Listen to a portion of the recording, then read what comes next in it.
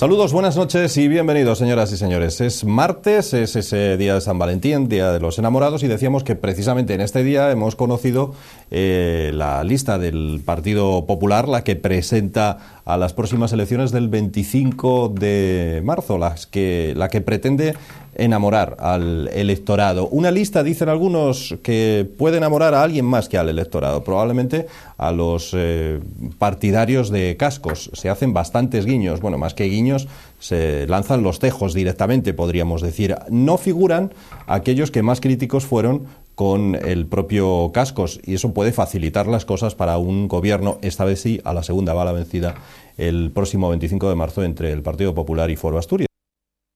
Muchos en Asturias. El Partido Popular se la juega, desde luego, para ese próximo 25 de marzo y espera no resbalar como resbalan, y Arturo seguro que lo sabe muy bien, esas losas que hay a la entrada del Ayuntamiento, en la Plaza de la Constitución, que eso sí que es deporte de riesgo, con 4 gotas, ¿eh? Arturo, ¿qué tal? ¿Cómo estás? Una de las veces, uno de mis compañeros, Juan Pérez Aldívar, que es precisamente el mayor de todos, aunque está muy bien físicamente, pegó un resbalón que se agarró a mí, que si no es porque lo cojo, se pega un trompazo, además iba a caer completamente de coxis. Hubiera sido una caída, efectivamente, son unas muy resbaladizas. Bueno, en efecto, hay una lista del Partido Popular que la acabamos de conocer después de celebrarse el pleno esta mañana en el Ayuntamiento, y lo que sí existe es una cierta ruptura con la excepción hecha de Fernando Goñi, pero que, como bien decía mi amigo y contertulio Juan Morales, bueno, pues es el secretario general del partido, parece que es un poco, o el secretario general del partido en Asturias, es un poco fuerte que el Partido Popular vaya a prescindir de su presencia.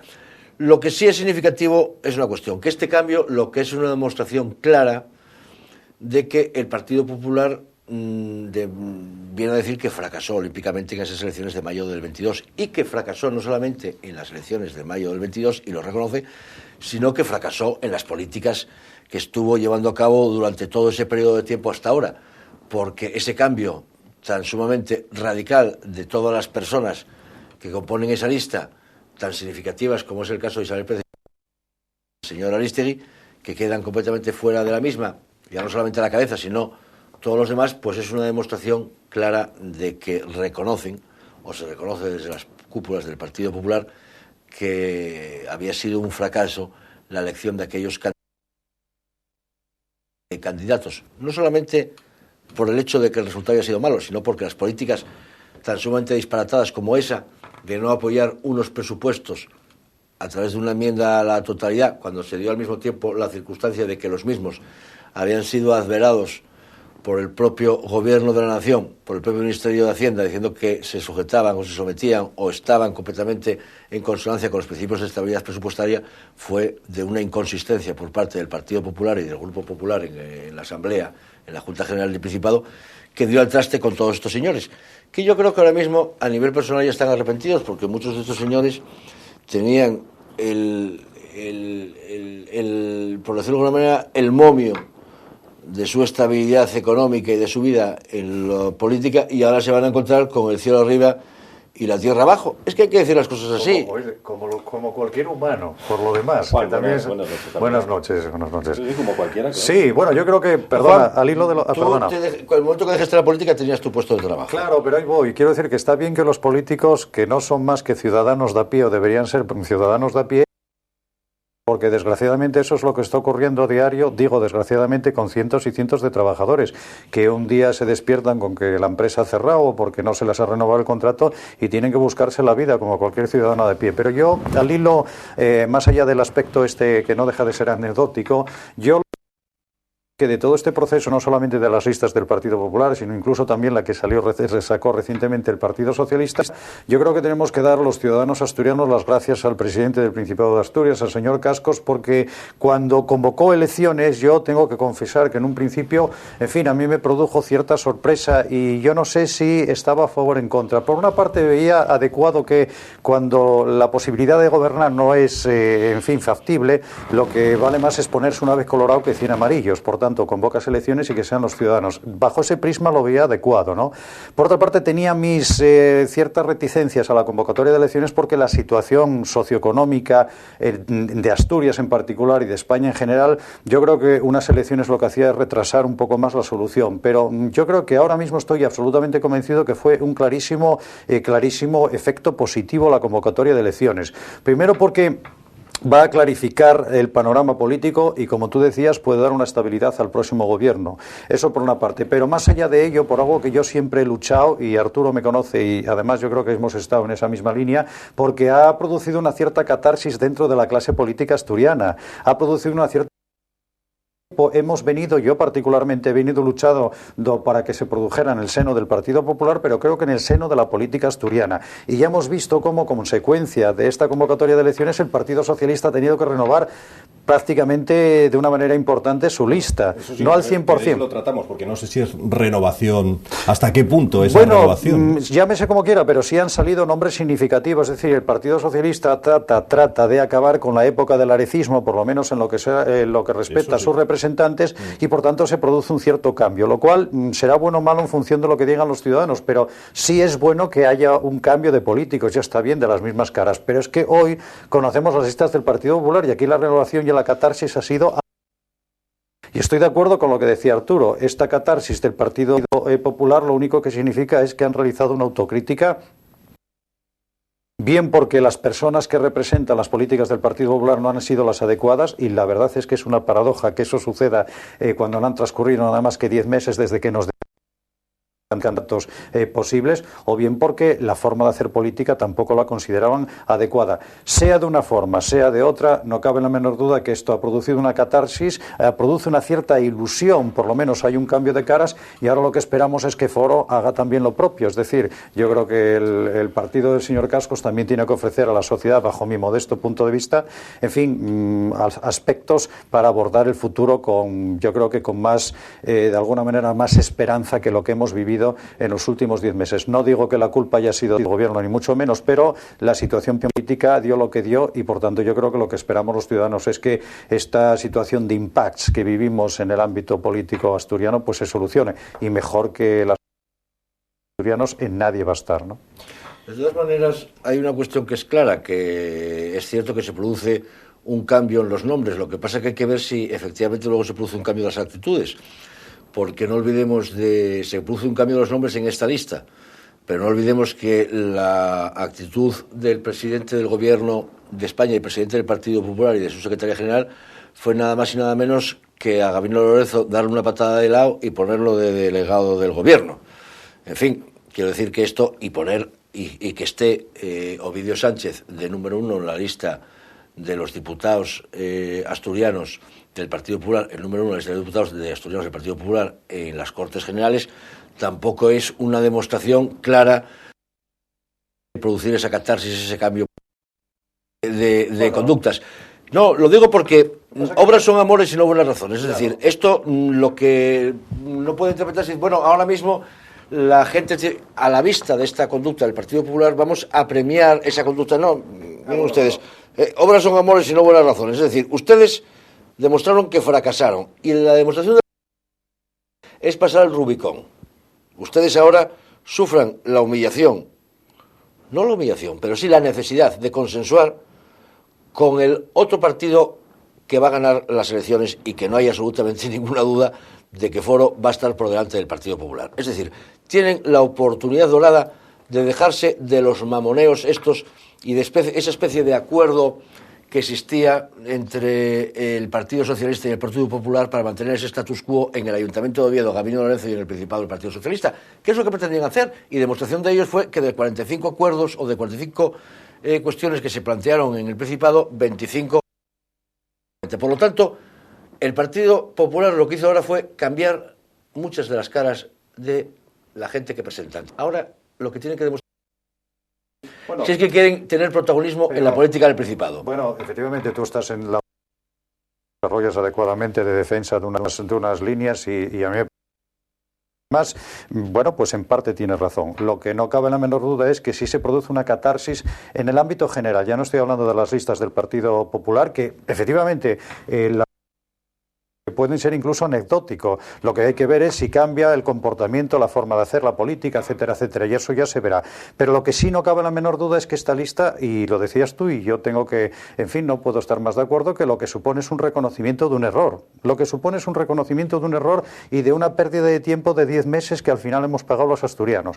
Pero más allá de ello, yo lo que sí pongo de manifiesto en positivo es que sí se ha producido una catarsis, y en este aspecto pues hago un reconocimiento a la decisión del presidente del Principado de Asturias de adelantar las elecciones. ¿Por qué? Porque de alguna manera ha removido el cesto del Partido Popular y el cesto del Partido Socialista, y a mí eso me parece bien. Es decir, a partir de aquí será lo que sea y cada ciudadano optará en función. ¿Por qué? Porque detrás de todo esto hay una historia, y efectivamente estoy de acuerdo. A partir de ahí alguien valorará el comportamiento de un partido, de otro o del partido del gobierno, y ahí ya corresponde a la voluntad de cada cual. Pero lo que no cabe la menor duda es que se ha removido el cesto. Consecuencia de remover el cesto, se va a producir una situación política que seguramente va a ser mejor. ¿Por qué? Porque de estos 10 meses hemos aprendido todos. Entonces yo creo que sí, los ciudadanos saben que es importantísimo garantizar una estabilidad institucional en el Principado de Asturias, porque ya no puede suceder más lo que sucedió, y por tanto es prioritario la estabilidad institucional. A partir de ahí ya cada ciudadano tomará la opción que corresponda y que vea como la más legítima y acorde con su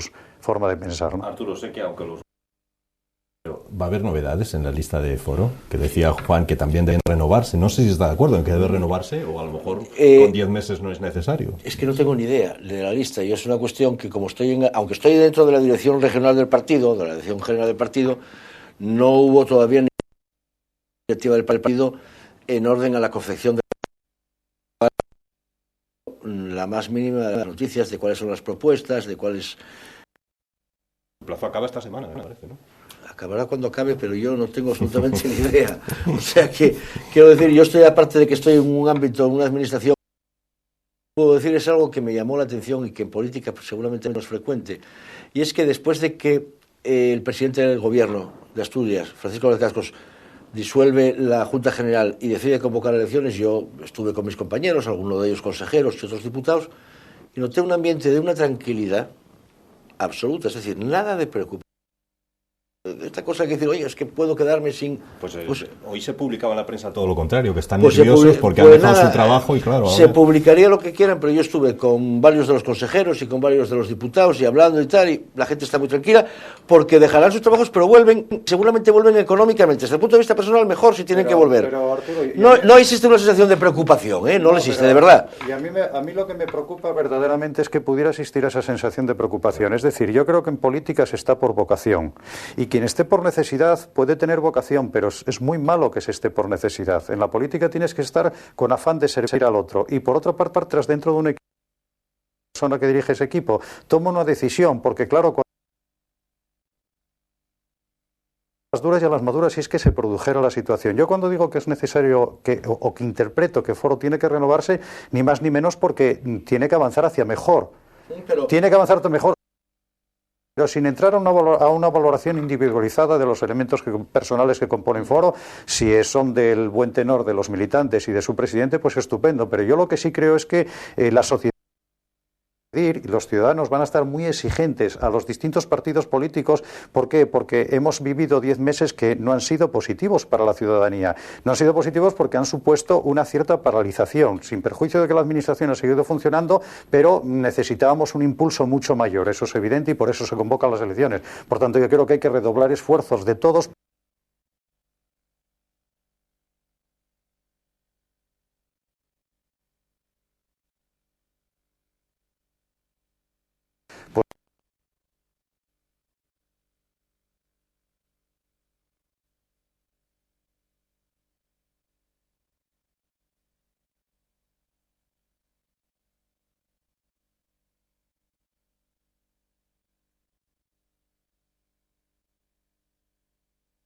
Esto rompe un poco con el estereotipo del político ese de partido típico que está ahí esperando a que lo pongan de consejero, de diputado, no sé cuánto, y si no están, pues se quedan colgados de la brocha. No, esta gente que está en el Principado y que fueron nombrados por Francisco Gómez Cascos, consejeros, viceconsejeros, directores generales, pues no me dio la sensación de que estén en absoluto preocupados si tienen que dejar. Entre otras cosas porque me da la impresión que desde el punto de vista exclusivamente, al menos personal y económico, van a estar mejor fuera. Oye, Gabino de Lorenzo... Eso me permites que haga matizaciones. Yo es que he escuchado muchas veces, perdona, estas cuestiones de que se dice, yo he escuchado muchas veces, no, yo vengo aquí, pero yo estoy mejor fuera. Mira, yo eso no me lo creo. Yo creo que incluso ese comentario a mí me parece un poco negativo desde el cumplimiento de la función social es absolutamente inmejorable. Quiero decirte, no es mejor estar fuera o no. Cumples una función de servicio a los demás que no puede haber nada mejor. Yo, por tanto, cuando escucho a alguien decir, no, si yo incluso pierdo dinero, claro, yo incluso pierdo dinero y tal, yo ahí yo ya me pongo en prevención con una afirmación de esas características, ¿no? Primero, porque es difícil de creer, porque nadie va a un sitio perdiendo mucho dinero, y eso... Con toda la modestia, no me lo creo, pero en cualquier caso, incluso ese comentario a mí me parece peyorativo. Se lo dije yo. Bueno, pero a mí me parece peyorativo por lo que es la función tan importante que cumplen. Pero me refiero, nadie me lo dijo, pero es la sensación que percibes. Tú notas perfectamente cuando alguien está preocupado, sin que te lo diga, y cuando alguien no está preocupado. Cuando alguien a nivel personal está preocupado, cuando alguien hace planes familiares, o hace planes de vacaciones, o hace planes de vida, o hace planes de tal, al margen de que esté en el Principado, o de que esté en su empresa, en su cátedra, en su tal. Es decir, es una anécdota vital importante, y estás ahí porque quieres, pero que quiero decir que no noté que les fuera la vida personal y económica en ello. Esa es la sensación que yo percibí. Nadie me dijo nada, como es lógico y natural, pero fue la sensación que percibí, no de preocupación, de decaimiento, de buscar que esas cosas, cuando se producen este tipo de cambios en las empresas, ¿no? Pues la gente, aquí no, la gente me dio la impresión de que estaban completamente tranquilos. Por supuesto, estas cosas no se hablan ni entre compañeros de partido ni entre nada. Estás oye, pues a ver si se ganan las elecciones, a ver si tal, pero nadie está pensando, o por lo menos esa sensación no se percibía. Oye, Gabino de Lorenzo, que se resiste a ser agua pasada en el seno del Partido Popular, ha dicho hoy que el partido nunca deja abandonado a nadie. La pregunta es, ¿qué va a pasar con Isabel Pérez Espinosa, con Arestegui, con Ramón Cañal? Pues yo, en primer lugar, no estoy de acuerdo con lo que afirma Gabino de Lorenzo. Si se caracteriza el Partido Popular por algo es por su cainismo y por ser un partido que va absolutamente a matar a alguien políticamente, a alguien que discrepe. Por lo tanto, esa afirmación de Gabino de Lorenzo no se la cree ni él, punto primero. A nombrar las obras sí, pero es que además, quiero decirte, es que además no es verdad, pero además, aunque fuera así, me parece absolutamente lamentable. Esto no es una ONG. ¿Por qué? Porque parece decir, no vamos a dejar tirado a nadie, y va a seguir cobrando de lo público. Oiga, que lo público son mis impuestos, el dinero de mis ciudadanos. Si una persona no vale para una cosa, ¿por qué voy a tener yo que pagar con mis impuestos su incapacidad porque no tenga un puesto de trabajo? Que se lo hubiera procurado. Como todos los ciudadanos que tienen que levantarse todos los días y tener que luchar por el pan de sus hijos o de su familia. ¿Qué es eso de decir? No se preocupe que ¿por qué? Porque al final, Gabino Lorenzo, ¿qué nos quiere decir? Que a todas estas personas que han quedado fuera de la lista les va a meter en un consejo de administración, les va a meter en un cargo público que pagamos con nuestros impuestos. Oiga, mire, eso es una auténtica, aparte de ser una estafa desde el punto de vista político, desde el punto de vista, yo diría que es una barbaridad. Yo como ciudadano, a mí me parece lamentabilísimas esas afirmaciones. Oiga, no vale para la lista y entonces va a buscarle algún refugio económico, seguramente que millonario, a costa de mis impuestos. No, mire, lo que puede hacer Gabino de Lorenzo, si esas personas son tan válidas, en cualquiera de sus empresas, si las tuviera, o en o con su pecunio particular, o con su patrimonio, que les provea de las necesidades para satisfacer sus necesidades patrimoniales, pero no con mis impuestos. Por tanto, me parece una afirmación, primero, que no se corresponde con la realidad de lo que tradicionalmente ha hecho el Partido Popular, y segundo, si fuera así, me parecería también desde el punto de vista personal, social, una auténtica desvergüenza, y lo digo claramente. Si a mí lo que quiere decir es que a Isabel Pérez Espinosa, Arestegui, para que no queden sin patrimonio particular, le va a buscar una salida con el dinero de los impuestos de los ciudadanos, me parece una auténtica desvergüenza. Es que yo no sé, la frase esa de Gabino, que era que el Partido Popular nunca deja tirado, eso suena como a secta, ¿no? Como a nunca deja tirado. Nosotros nos protegemos todos unos a otros. Bueno, vamos a ver. En primer lugar, yo no puedo estar más de acuerdo con Juan Morales en esto que acaba de decir. En segundo lugar, respecto de Isabel Pérez Espinosa, que yo no la conozco nada más que a través de sus obras en el Ayuntamiento de Oviedo y luego las intervenciones que tuvo a nivel de prensa, me parece que tenía desde mi punto de vista, tenía una proyección política buena y que se convirtió en un juguete roto de Gabino de Lorenzo. Gabino Lorenzo la destruyó políticamente, esta chica. La destruyó políticamente. La utilizó como arma arrojadiza frente a cascos. Y ella se dejó llevar.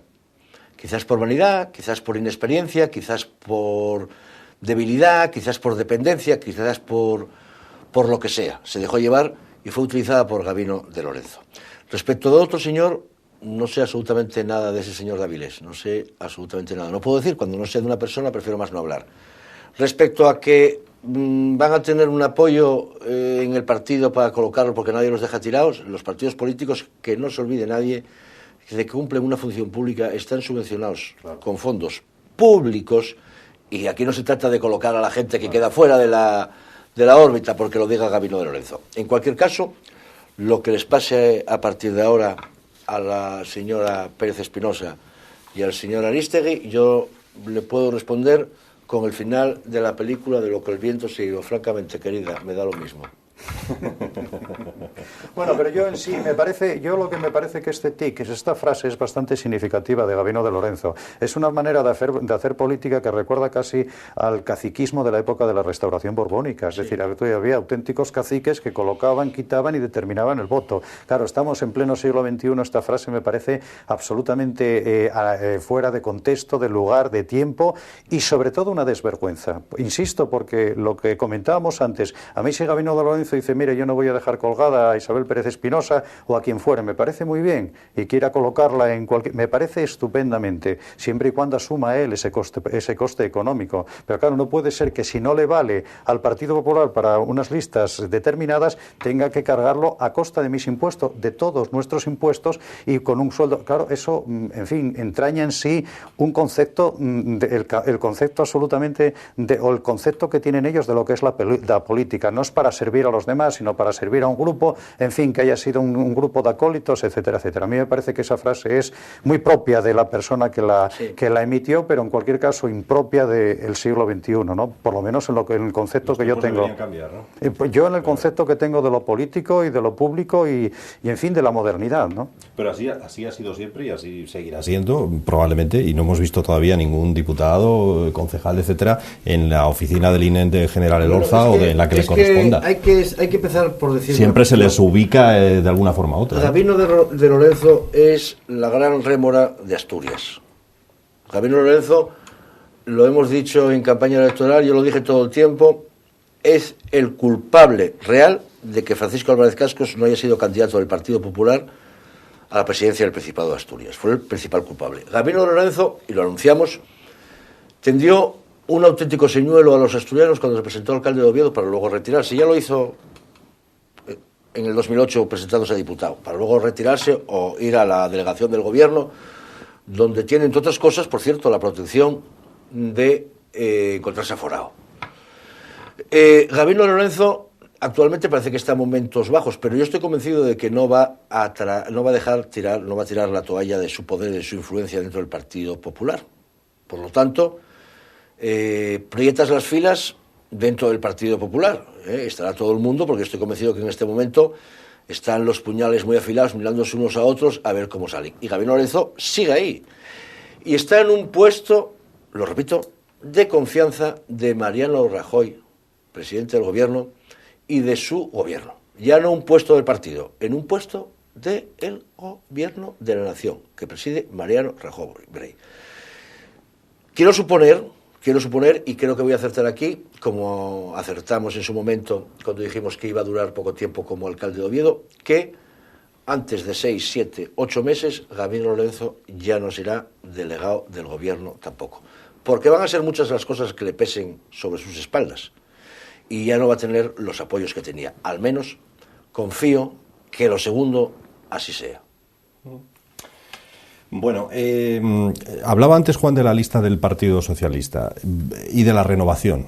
¿Renovación o repetición? Lo planteábamos también ayer en el debate, porque realmente, bueno, sí, es verdad que caen arecistas, Ana Rosa Migoya, María José Ramos, etcétera, etcétera, etcétera. Pero en su lugar, por ejemplo, en lugar de María José Ramos, entra su marido. Y hay gente que lleva todo el tiempo, toda la vida en la política, si no aquí, en el ayuntamiento, si no en el Principado, en el ayuntamiento de Gijón. Bueno, lo que pasa es que no hay que olvidar una cuestión que tampoco nosotros hemos venido ahora, en fin, de la luna y aterrizado conocemos aquí. Los partidos políticos son aparatos de poder. Es decir, los partidos políticos vivimos en una auténtica partitocracia. De tal forma que un partido político tiene que contentar una serie son poderes fácticos y a su vez tiene que responder a una serie de satélites también que facilitan el sostenimiento de ese aparato, etcétera, etcétera. Yo ¿cómo creo que se acabaría con ello? Yo he dicho que hay una renovación porque hay un cambio, evidentemente es un cambio. Ahora, la profundidad del cambio puede ser mayor o menor en función de quien lo analice, pero es indudable que se ha producido un cambio, una determinada catarsis, es decir, que se ha revuelto lo que es el cesto y han cambiado.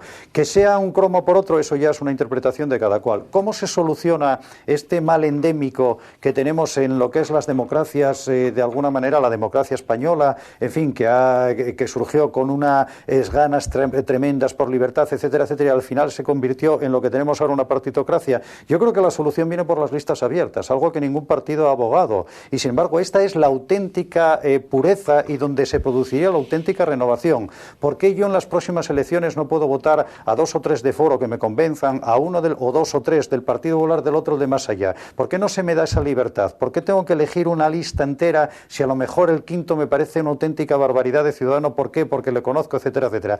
Los partidos políticos, que esa sería la auténtica renovación, y ya verás tú o ya verán los ciudadanos como si eso se produjera, iban a tener el máximo tesón por poner en las listas a los mejores, porque les iba en ello la vida.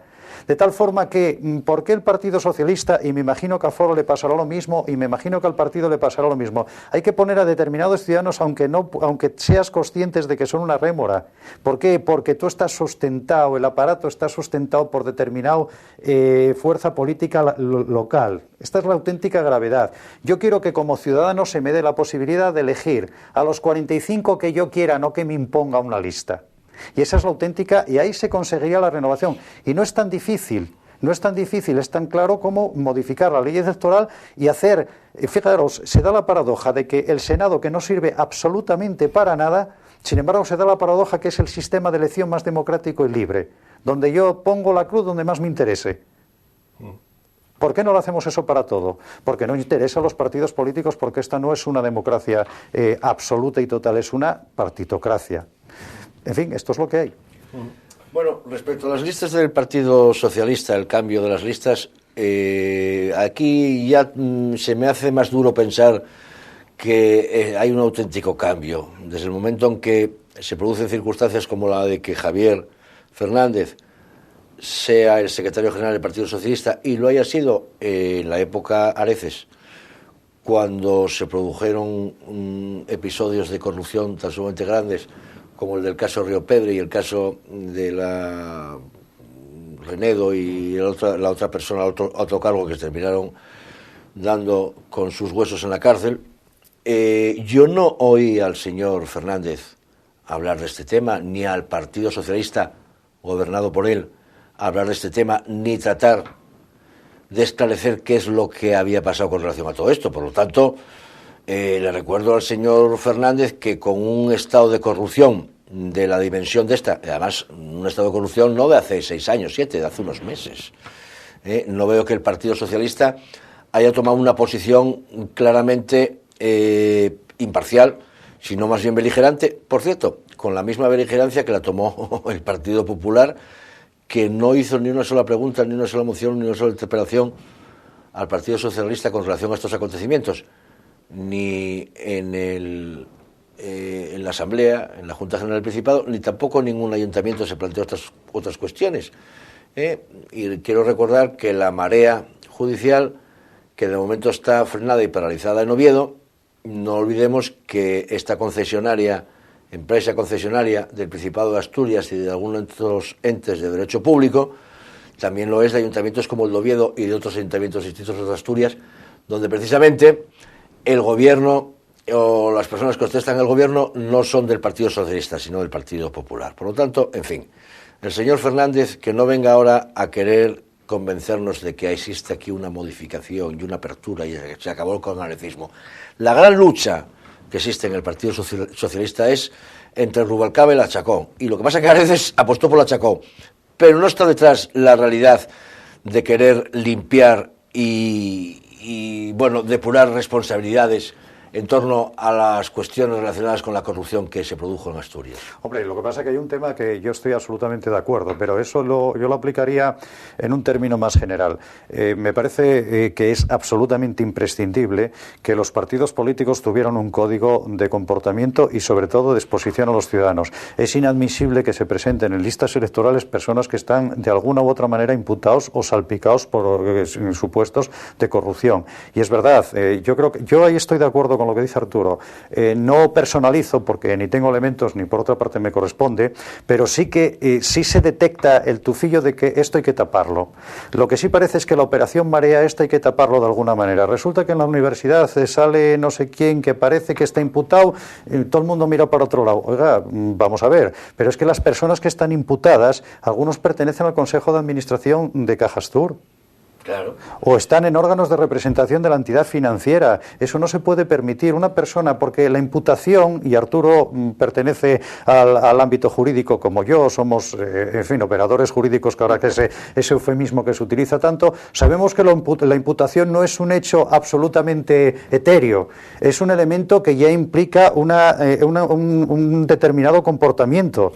Por lo tanto, ese comportamiento que es absolutamente criticable, perseguible, por lo tanto, que se pueda analizar ese comportamiento, pues se producen personas que tienen responsabilidades en órganos, en instituciones financieras del Principado de Asturias, pero todo el mundo mira para otro lado. Yo estoy de acuerdo con Paz Sáez de Santamaría, me parece sí. La persona que parece que va a optar al rectorado. Es verdad, yo necesito que el rector o alguien de la universidad responda porque hay personas imputadas o una persona imputada perteneciente a la universidad, pero lo mismo cabría decir de determinados partidos políticos. Es decir, esto no puede permanecer en el limbo, decir, bueno, que sean los jueces. No, oiga, no son los jueces, porque hay personas que están en instituciones que pagamos todos. Yo sí estoy de acuerdo. Parece que hay que tapar la cuestión, mirar para otro lado y a mí que no me pille. Claro, eso no es así. Y las declaraciones de Javier Fernández le envían una cesta de Igrafo, de esta empresa, y él lo ha confesado que sí, que recibió una cesta de Navidad, pero que no vio que fuera nada grave, sino que pensaba que querían ser proveedores de la Federación Socialista Asturiana, como ya lo eran del Principado, dice él. ¿No se entera o lo disimula o qué creéis? Pues la verdad es que yo hacer un juicio de intenciones sobre esto no me atrevería a hacerlo. Me parecería por mi parte una precipitación y no sé qué... es que no me atrevo a hacer un pronunciamiento en este aspecto. Yo prefiero más dar datos objetivos. Este señor era secretario general del Partido Socialista entonces y lo sigue siendo ahora, y la realidad es que, como dice Juan, nada hizo nadie de los políticos que estaban en activo cuando se produjeron estos hechos para que se esclarecieran y para dirimir responsabilidades. Nadie compareció ni en el Parlamento asturiano, ni en ningún ayuntamiento, ni en ningún sitio para esclarecer estas cuestiones. Claro, precisamente porque surge esa conducta, ese tipo de actitudes tan propias de la restauración, es lo que da origen a que surgiera Foro, y a que Foro 4 meses ganara las elecciones, porque había una corrupción latente y una sensación de que esa corrupción existía. Y que había una cierta, vamos a utilizar el circunloquio, el eufemismo de Juan, de mirar para otro lado el resto de los políticos, por no decir que si no mirabas para otro lado te podías aplicar a ti, si lo querías enfocar de frente. Por lo tanto, en fin, que no vengamos ahora de chicos buenos todos y que Javier Fernández parezca ahora poco menos que una especie de mosquita muerta que no se enteraba absolutamente de nada. Hombre, no. Yo, de todos modos, si me permites, no por sacar la cara a nadie ni nada, yo creo que sí hubo en la sociedad en general una cierta lasitud a determinados comportamientos. ¿Quién en Navidad no recibió una cesta? Yo no. Tengo que decir que yo nunca he recibido una cesta, etcétera, pero parece que ese parece ser que ese era un motivo de cierta común, es decir, nadie se escandalizaba. Es más, ¿cuántas veces hemos visto entrar camiones y camiones de repartir cestas en tal, no sé qué, y todo el mundo dice, no, es que trabajan no sé dónde, y la cesta. Bueno, el tema de la cesta me parece que puede ser incluso anecdótico, es anecdótico. Lo que yo me gustaría es profundizar en algunas cuestiones que son mucho más trascendentales. Claro, ese es el tema de la cuestión, aquí se tienen que entrar en profundidad. Y vuelto otra vez a lo mismo, mira, si hubiera listas abiertas, yo a esa persona de determinado partido que sé que recibió no sé qué y que tal, a ese no le votaba. pero que me den a mí la opción, pero sin embargo desgraciadamente tengo que optar por una lista entera cuando a lo mejor soy consciente de que el que va en el número no sé qué, va no porque sea bueno, sino porque hay una cuota de poder o de no sé qué, y yo te presto tal los delegados para el próximo congreso y si no me llevas en la lista, esos delegados no te apoyan. Esas servidumbres que están cogidas a los partidos políticos, claro, ¿qué pasa? Que trascienden lamentablemente a los ciudadanos. ¿Cómo se soluciona? Con las listas abiertas. ¿Llegaremos? No. Desgraciadamente. Muy bien. Bueno, vamos a ir a publicidad, eso sí que es mucho más cierto. A la vuelta seguimos hablando de otros asuntos en este debate de hoy.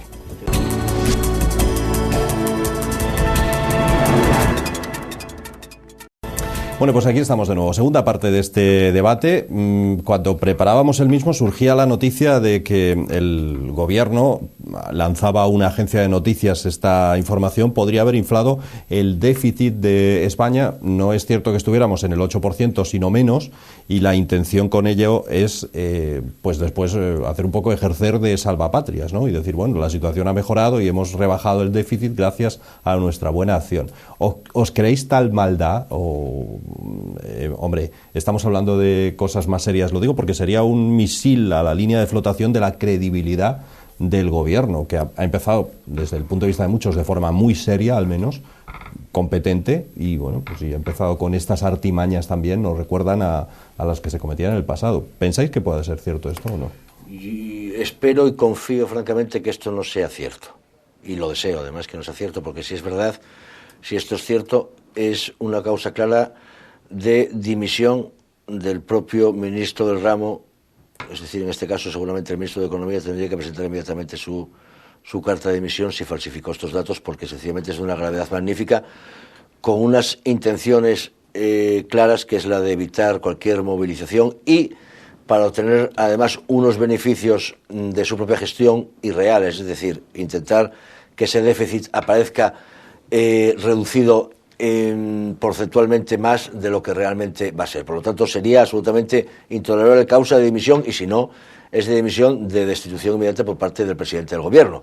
Es absolutamente intolerable. De todas maneras, dicho esto, lo que no cabe la más mínima de las dudas es que a mí me preocupa muchísimo la posición del señor de Guindos y del presidente del gobierno de España, el señor Mariano Rajoy, en estos momentos, porque adoptan una serie de medidas de tipo laboral importantísimas, una reforma que para algunos que llaman agresiva, para otros valiente, para otros radical, pero en cualquier caso es una reforma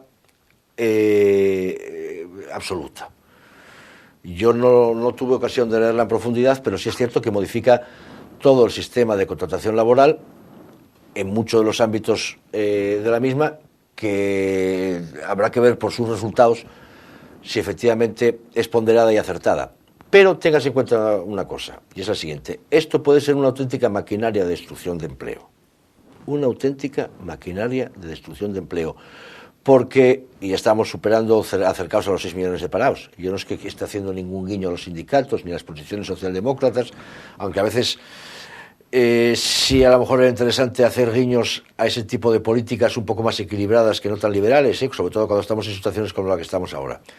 Pero digo esto, que eso puede ser acertado, pero para que sea acertada una medida tan sumamente radical y que no suponga una auténtica máquina de destrucción de empleo, después de que nos anuncian esto del déficit y estas cosas, ya me empiezo a preocupar y muy mucho. Tiene que ir acompañado de otras políticas, como son de carácter fiscal, que favorezcan a las empresas. Porque claro, las empresas, si la única opción que les das es despedir, lo que hacen es despedir para hacer caja. Tiene que hacer políticas destinadas a una mejora en el régimen de cotización a la seguridad social. Tiene que ser acompañadas de una reforma clara del sistema financiero que favorezca el crédito y que el dinero pueda circular. Si todo eso no se hace, la modificación exclusiva en materia de empleo, lo único que va a conducir es a una mayor destrucción de empleo. Si acompañado a esto es cierto, esto otro, sencillamente se produce un estado de alarma de tal catadura, que lo único que demuestran estos señores es ser unos esbirros en manos de la política de la señora Merkel, Bueno, recién llegada de la Europa del Este. No, lo que pasa es que yo creo que aquí ya estamos, lamentablemente estamos en una situación que llueve sobre mojado, ¿no? Lo que pasa es que en las anteriores elecciones generales los ciudadanos mayoritariamente dieron el voto a un cambio. ¿Por qué? Porque queríamos, en general, digo la sociedad, algo distinto al anterior. Zapatero cometió muchos errores, pero el más importante es que faltó a la verdad.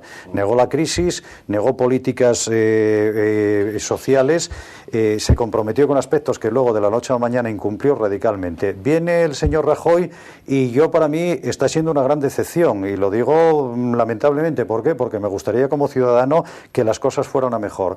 Se comprometió a no subir impuestos, sin embargo subió radicalmente los impuestos, pero los impuestos fundamentalmente a la clase media y a la clase trabajadora, es decir, a los que cotizamos en el impuesto sobre la renta de las personas físicas, porque los grandes rendimientos económicos, es decir, la gente que cobra esos sueldos multimillonarios, esos tienen otros cauces de evasión.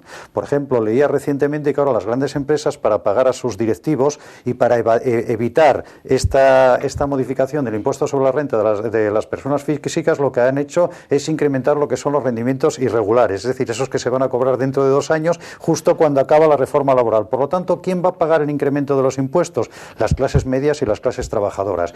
Por lo tanto, la inmensa mayoría de los ciudadanos. Primera falta a la verdad. Dijo y se comprometió a no subir los impuestos y, sin embargo, la medida fue subir los impuestos. Segunda gran contradicción del señor Rajoy. Dijo que la reforma laboral nunca iba a favorecer el despido. Y se podrá discutir lo que se quiera discutir. Lo que favorece enormemente es el despido, es decir, favorece enormemente el despido.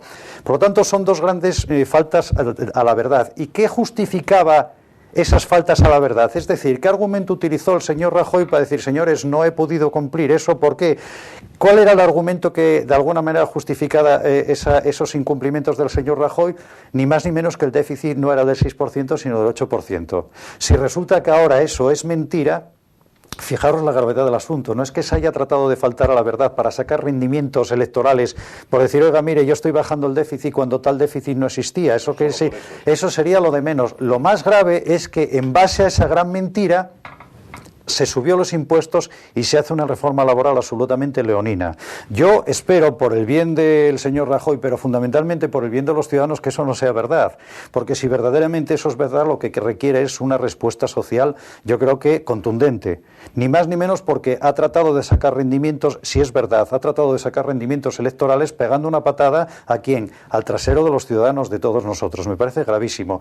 Y por hacer referencia a la reforma laboral, mira, yo no, mira, por hacer referencia. Experto, además, sí, yo la verdad, yo ahí tuve la oportunidad de hacer un análisis a la reforma laboral. Yo no voy a entrar y a salir de si es buena o es mala. Yo voy a dar dos aspectos que me parece, y lo digo con mucha modestia, son de lo más objetivo y ecuánime. En primer lugar, esta reforma laboral es absolutamente desequilibrada y desequilibrante. Lo que decía Arturo, y es verdad, hay una parte que es absolutamente beneficiada por la reforma laboral, que son los empresarios, y hay otra parte que es absolutamente perjudicada por la reforma laboral, que son las personas, los trabajadores.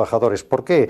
Porque hemos perdido en general una serie de derechos sociales que parecían absolutamente infranqueables y que además se corresponde con el Estado social y de derecho que propugna la Constitución.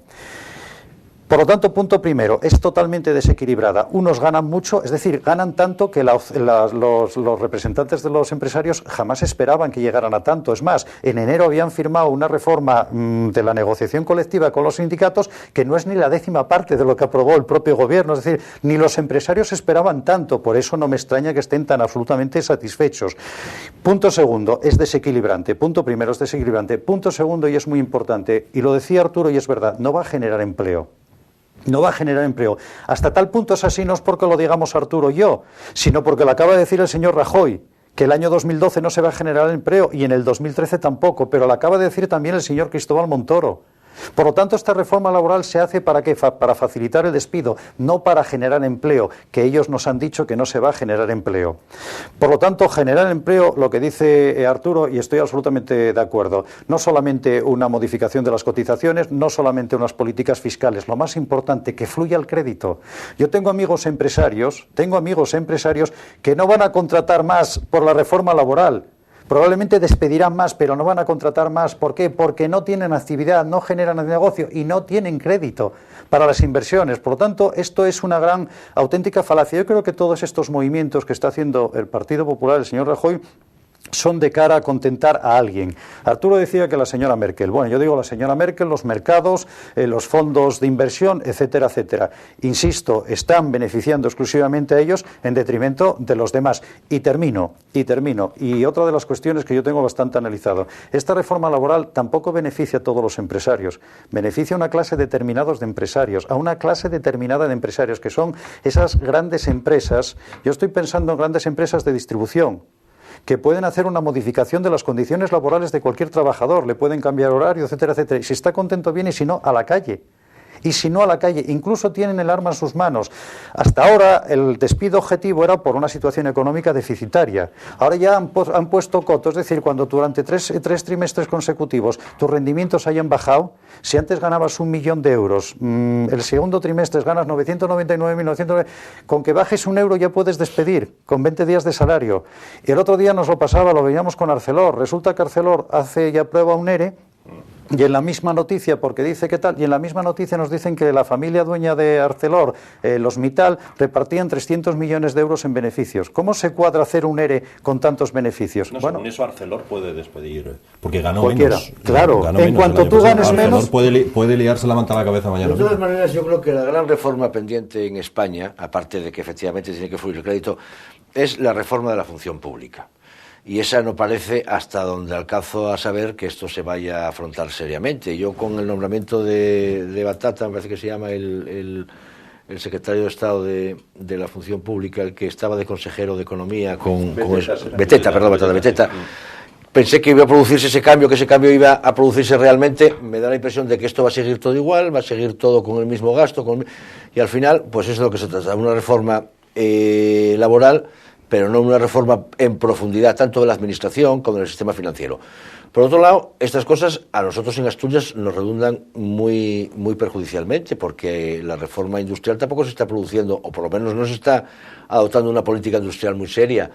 Nos eliminan los fondos mineros, no lo olvidemos, y es una cosa donde va a haber un contencioso con el gobierno de la nación que va a entablar el Principado de Asturias. Es decir, no vemos que la política económica, la política financiera o de estudio financiero, la política industrial y la política a nivel de sector público por parte del gobierno de la nación esté siendo de momento muy acertada. Pero mira, Arturo, si me permites esto, yo soy un apasionado de la economía, no tengo conocimientos técnicos en economía, pero al final he llegado al convencimiento de que por muchos eufemismos que utilicen en términos, esos anglicismos, etcétera, etcétera, es todo más sencillo, es el sentido común, ¿no? Yo creo que lo que se está produciendo es como si cualquier persona en nuestro ámbito familiar tenemos una situación económica difícil y decimos, bueno, pues hay que reducir gastos, y un día quitas el colegio de pago, el otro día quitas las clases de no sé qué, el otro día ahora ya empiezas a quitar el agua, la luz, etcétera. Pero claro, dices, bueno, y cuando ya no tengamos que quitar, porque es que además de quitar hay que producir. Claro. Y es que lo que a mí realmente me asusta de toda esta situación es que lo único que estamos viendo es la reducción, pero no estamos produciendo, y llegará un momento que ya no haya más de dónde quitar. Y esto llegará un momento que estemos como en Grecia, y el camino por el que vamos a ello. Y un matiz, Arturo, yo creo que hay que de alguna manera desmitificar el tema de la función pública. Vamos a ver, yo creo que No, pero lo tengo que decir porque es verdad. Mira, yo creo que es algo que se acoge siempre porque es relativamente fácil acogerse, es decir, hay que acabar con la función pública, hay que modificar. Somos menos funcionarios que la mayoría de los países de la Unión Europea. ¿Pero cuántos contratados hay? No, pero bueno, ese es otro tema, que por cierto la reforma sí lo aborda, porque sí permite la extinción de contratos en empresas públicas. Pero en cualquier caso vamos a desmitificar. No somos tantos funcionarios. Lo que hay que hacer es una incentivación a los funcionarios. Lo que hay que hacer es motivar a los funcionarios. Yo conozco funcionarios, la carrera profesional, que es una de las cuestiones. Claro, que se desarrolle adecuadamente, pero no se trata de decir con menos funcionarios, no, si ya tenemos pocos funcionarios, no es que seamos un país que tengamos un exceso de funcionarios. Todos los países de la Unión Europea tienen en proporción muchos más funcionarios. Somos de los países que menos funcionarios tenemos. Yo lo que creo es que hay que poner a andar este país y esta región.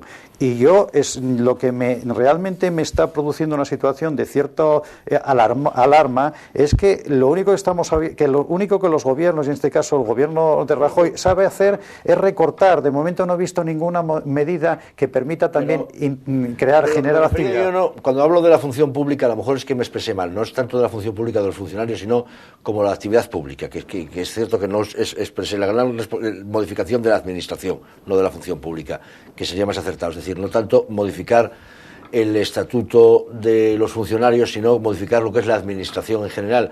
Y cuando hablo en términos mucho mayores, esa reducción del número de empresas públicas que preconiza Rajoy, que sin embargo, llevados a nivel del Principado de Asturias, fue criticadísimo por parte del Partido Popular, bueno, pues tiene que afrontarse muy en serio. Claro. La de sacar un rendimiento a los organismos de derecho público, o bien sencillamente eliminarlos. Bien. A todas las empresas que se están creando y todos estos chiringuitos. No, cuando la función pública, no utilicé yo la expresión adecuada. Sí, no, yo creo que España está dotada de un importante número de buenos funcionarios, y lo que pasa es que utilizaba la expresión y desde luego me retracto completamente. Lo que me refería era a la administración y a la duplicidad de actividades de la administración, no al concepto de función pública de funcionarios. Es optimizar, incentivar y de alguna manera ilusionar a los funcionarios. Eso es una labor que corresponde a los dirigentes de las administraciones. Totalmente de acuerdo. Hay duplicidades claras y evidentes. Hay organismos que sobran de una manera calamitosa. Es decir, lo vemos a diario. Efectivamente, hay que producir un adelgazamiento en aquello que se crea exclusivamente para dar un puesto de trabajo muy bien remunerado por determinada servidumbre. Ahí estoy absolutamente de acuerdo, pero yo insisto, yo creo que he hecho un falta en los gobiernos que además de la política de reducción de gasto, alguna absolutamente injustificada y otra justificada, tiene que haber una política simultáneamente de creación de actividad, de generar ilusión, y es lo que estoy echando en falta. Por ejemplo, en la reforma financiera, lo único que se está haciendo en la reforma financiera es facilitar el saneamiento de las cuentas públicas de los bancos, de las cuentas y los balances de los bancos. Sin embargo, se ha dejado para un segundo lugar la posibilidad de que los bancos difieran ese dinero que todos les damos con nuestros impuestos hacia los emprendedores. Es que hoy por hoy yo conozco pequeños empresarios que no pueden descontar papel, no le aceptan prácticamente ningún descuento de papel. ¿Y cómo es posible esto si simultáneamente esos bancos están recibiendo dinero para sanear sus balances? Ahora, esta es una cuestión, tú no puedes, insisto, hay una cuestión, una mano tiene que recortar lo que es el gasto superfluo, pero por la otra mano tiene que producir. Y hoy estoy echando en falta en el gobierno del señor Rajoy esa mano que genera actividad y genera producción. Y desde luego esta reforma laboral no genera ningún tipo de actividad. Yo eso me niego a admitirlo y de verdad que me gustaría que se pudiera dedicar un tiempo preciso a analizar pormenorizadamente esa reforma laboral, que lo único que favorece, y estoy de acuerdo contigo, es facilitar el despido, es decir, que alguien que tenga dificultades puede... Porque cuando se dice el eufemismo, decir, no, si los de 45 días de indemnización siguen existiendo, eso es mentira, han desaparecido y se ha instaurado el despido por causas objetivas, por 20 días, pero ya no por pérdidas. Como tú decías, por haber bajado un poco el rendimiento, de tal forma que si yo gano 1 millón por bajar 1 euro durante 3 trimestres, ya puedo despedir. Esto es una auténtica barbaridad porque es un retroceso. Y tengo que hacer aquí un reconocimiento, de verdad, y no es demagogia, tengo que hacer un reconocimiento a la cordura, a la mesura y a la racionalidad de los sindicatos. Porque, insisto, esta ha sido una reforma laboral absolutamente leonina, que nos ha supuesto un retroceso en derechos sociales. ¿Pero creéis que los ciudadanos les van a decir a los sindicatos hacia adelante? Porque parece que ellos han sido muy precavidos. No sé si, como tú dices, por mesura, por cordura o por precaución, simplemente. O por miedo, dices, o por miedo, dicho claramente, y han dicho, espera, no vamos a liarla. A ver qué ocurre el domingo. Yo creo que están pendientes de lo que ocurra el domingo, ¿no? Yo creo, sinceramente, que los sindicatos lo que están actuando ahora en este momento, es con cordura. Es decir, lo que están dando es una respuesta de mesura, es decir, de esperar a ver cuál es verdaderamente el alcance de esta reforma, si hay otro tipo de reformas y luego la repercusión social que tiene, ¿verdad? Yo me da la impresión, por lo que oí a nivel sindical, no me parece que estén en una actitud de beligerancia absoluta, para nada. ¿Pero no crees que es porque temen que no les respalden los ciudadanos en si organizan una huelga general, por ejemplo? Bueno, pues yo creo que es una razón de peso y bastante justificada. Es decir, ¿realmente la sociedad apoya o no apoya esta...? Lo que pasa es que la sociedad yo creo que no lo apoya porque no es consciente. Mirar, hay un contrato, estoy ahora pensando el contrato de emprendedores. Es que cuando el periodo de prueba, es decir, es que es absolutamente fuera de lugar que el periodo de prueba se desarrolle durante un año. Cuando teníamos en función de la titulación o 2 meses, un mes, pero ¿cómo se puede extender un periodo de prueba durante un año? ¿Qué pasa? Que en 6 meses, claro, pero es que además es un contrato de temporal. Tú al año puedes echar a esa persona sin ningún tipo de indemnización ni causa, ni decir, oiga, no me gustó, no superó el periodo de prueba.